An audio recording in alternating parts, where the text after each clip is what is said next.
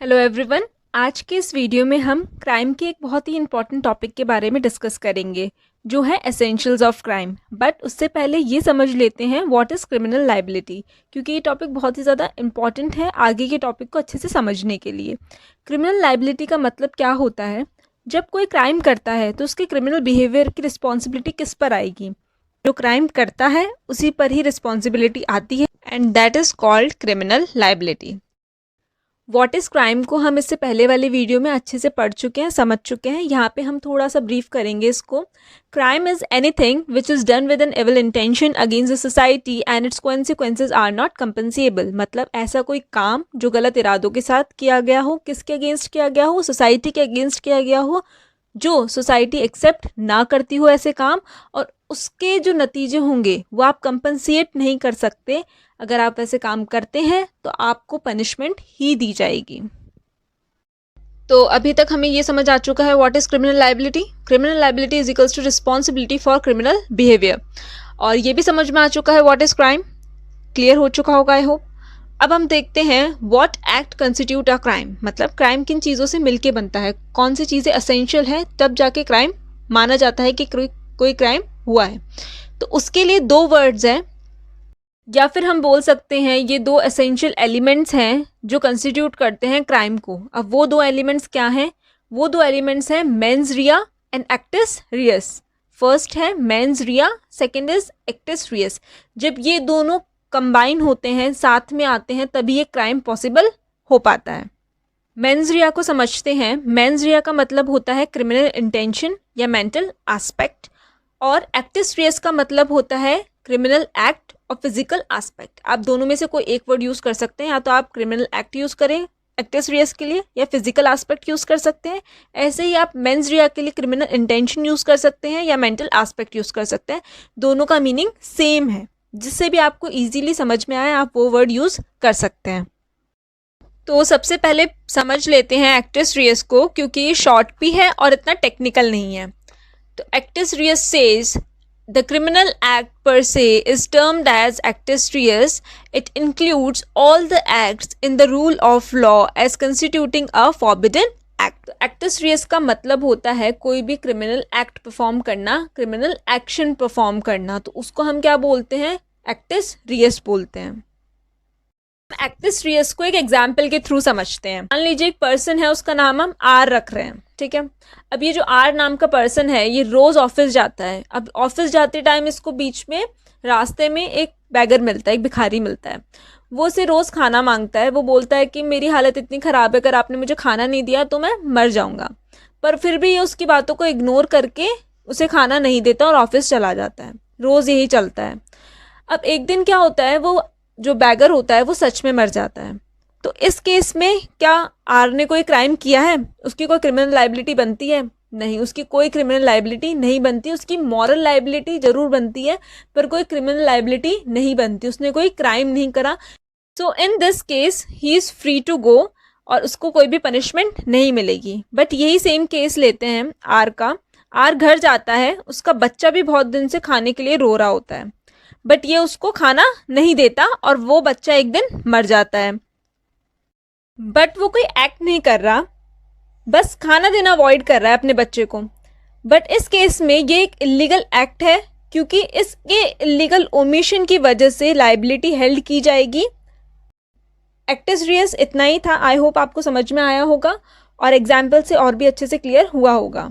बात कर लेते हैं मेंस रिया की। थोड़ा टेक्निकल है तो थोड़ा ध्यान से समझना। Mens rea says state of mind forbidden by law. Mens rea के लिए एक बहुत ही ब्यूटीफुल लैटिन मैक्सिम दी गई है जो है actus non facit reum nisi mens sit rea, which says the act itself does not make a person guilty unless the mind should be guilty. अब जो गिल्टी माइंड है वो क्या है? Mens rea. जैसे गिल्टी एक्ट क्या था? एक्टिस रियस। अब हम मेंस रिया को डिफाइन करके पढ़ते हैं। Loose terms which include wide variety of mental states and conditions। मतलब मेंस रिया में बहुत सारे मेंटल स्टेट्स और कंडीशंस के बारे में बात की गई है। तो the highest degree of mains रिया जो होता है वो होती है इंटेंशन। तो इसको एक एग्जाम्पल से समझते हैं इंटेंशन को। एक हस्बैंड होता है, उसे पता चलता है कि उसकी वाइफ का किसी के साथ अफेयर चल रहा है, तो वो उसके लवर को क्या करता है, कन्फ्रंट करता है और गुस्से में आकर उसका मर्डर कर देता है। तो ये बात तो एकदम क्लियर थी कि उसका इंटेंशन ही था कि लवर को मार देना, और उसने उसको मार भी दिया। इंटेंशन क्लियर हो गया, जो हाईएस्ट डिग्री ऑफ मेंस्ट्रिया होता है। अब सेकंड की बात करते हैं। सेकंड डिग्री ऑफ मेंस्ट्रिया होती है नॉलेज। तो नॉलेज को हम एक एग्जाम्पल के थ्रू समझते हैं। ये एक हंटर है और ये एक सेंट्रल पार्क की बुश है। ये हंटर सेंट्रल पार्क में गया हंटिंग करने के लिए। इसको पता है कि सेंट्रल पार्क में बहुत से लोग आते हैं और कोई भी कहीं पर भी बैठा हो सकता है, तो गन से वहाँ पे हंटिंग करना is not a wise decision. ये एक बेवकूफ़ी का ही काम है। ये तब भी वहाँ जाता है और एक ट्री के पास तो पहले रुकता है और देखता है वहाँ पे थोड़ी हलचल होती है, तो ये वहाँ जाके क्या कर देता है, उस मूवमेंट के कारण ये समझता है वहाँ पे कोई कोई एनिमल है, तो वहाँ पे जाके वो शूट कर देता है। जैसे वो शूट करते हैं वहाँ पे एक लाश गिरती है एक आदमी की, और वो आदमी मर जाता है। किसकी वजह से मरता है, इसके शूट करने की वजह से, इसकी गोली की वजह से उसकी जान चली जाती है। इधर इसकी इंटेंशन नहीं थी कि उसको मारे, पर इसकी नॉलेज तो थी कि अगर ये पब्लिक एरिया में जाके अगर शूट करेगा तो किसी को भी लग सकती है। तो ये हो गई सेकंड हाईएस्ट डिग्री ऑफ मेंस्ट्रिया। अब बात करते हैं थर्ड डिग्री ऑफ मेंस्ट्रिया की, जो कि होती है रेकलेसनेस। जैसे रैश ड्राइविंग करना। रैश ड्राइविंग करने वाले को ये पता होता है कि उसके ऐसे करने से किसी को चोट लग सकती है, एक्सीडेंट हो सकता है, किसी की जान जा सकती है, पर लेकिन वो इनडिफरेंट हो जाता है, उसको फर्क नहीं पड़ता। तो ये था रेकलेसनेस। नेक्स्ट इज नेग्लिजेंस, जो कि मेंस्ट्रिया की लोएस्ट डिग्री होती है। नेग्लिजेंस का मतलब होता है ड्यू केयर और कॉशन रखना था एक काम को करते वक्त, बट वो नहीं रखा गया, तो उसे हम बोलेंगे नेग्लिजेंस। इसका सबसे अच्छा एग्जाम्पल होता है मेडिकल नेग्लिजेंस का। मतलब एक डॉक्टर ने ऑपरेशन करते टाइम कुछ मिस्टेक कर दी, वो नहीं करना चाहता था, वो पेशेंट को बचाना ही चाहता था, पर उससे कुछ गलती हो गई या कुछ ऐसी कोई सिचुएशन क्रिएट हुई जिसमें वो गलती उससे हुई, या फिर वो चीज़ क्रिएट हो गई, वैसा एटमॉस्फेयर क्रिएट हुआ जिससे उस पेशेंट की जान चली गई। तो इस केस में क्या होगा, वो नेग्लिजेंस होगा। उसने ड्यू केयर और कॉशन रखना, उसने कुछ मिस्टेक कर दी। अब 4 डिग्री ऑफ मेंस्ट्रिया में हमने क्या क्या पढ़ा, इंटेंशन, नॉलेज, रेकलेसनेस और नेग्लिजेंस। अब इंटेंशन होगी तो नॉलेज भी होगी, क्योंकि अगर मैं क्राइम कर रही हूँ तो मुझे उसकी पूरी पूरी नॉलेज होगी कि मैं ये काम कर रही हूँ, तो इससे ये क्राइम ज़रूर होगा। Then second is knowledge. Second highest degree of mens rea knowledge attract lesser culpability if there is absence of intention. मतलब मुझे नॉलेज थी कि अगर मैं ऐसा काम करूँगी, मैं शूट करूँगी तो किसी को लग सकती है, पर मेरा इंटेंशन नहीं था कि मैं किसी को भी मारूं। Then the third degree of mens rea is recklessness. Recklessness signifies a state of being mentally indifferent to obvious risk, higher degree than the negligence because there is a certain risk for which the individual decides to remain indifferent। मतलब एक इंसान choose करता है, ये ऐसे ही नहीं हो जाता, इंडिफरेंट रहना वो खुद से चूज़ करता है, और इसमें नेग्लिजेंस से ज़्यादा चांसेस होते हैं पनिश होने के लिए।